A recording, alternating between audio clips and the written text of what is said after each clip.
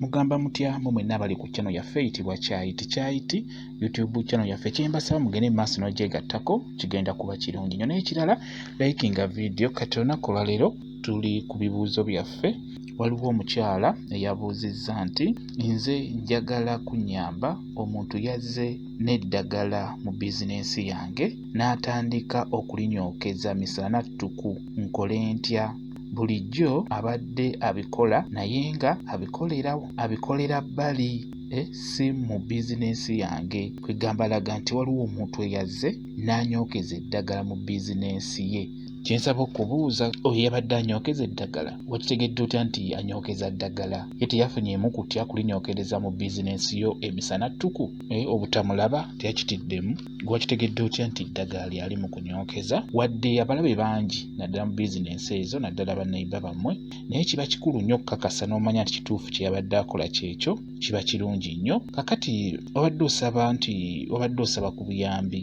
Kakati okusookera ddala nsaba oba okakasa nti omuntu oyo akuli bubi nti anyokeza eddagala mu bizinensi yo.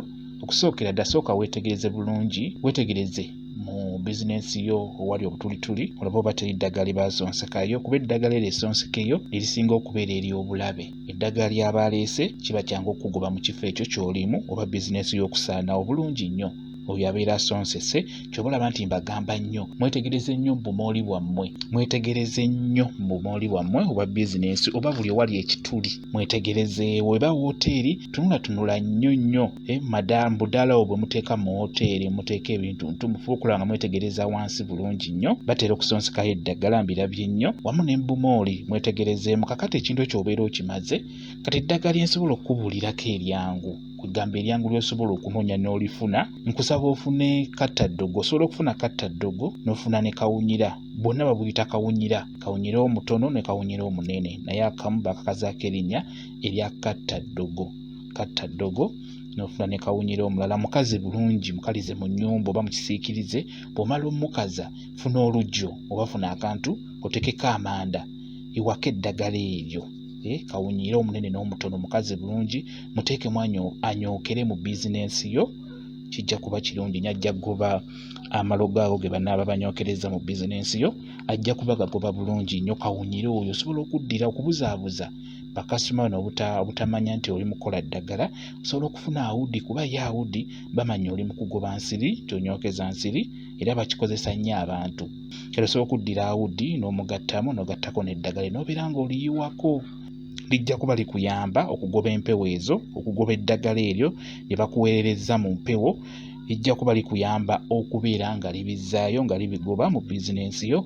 Kozesa kawunyire oyo olabe, kijja kuba kirungi nnyo. N'ekirala mbagambye nnyo eddagala lye musobola okusiimuuzaako mu bizinensi zammwe mpola mpola n'okusiimulako ebweru ku kabalaza okwo, kijja kuba kirungi nnyo.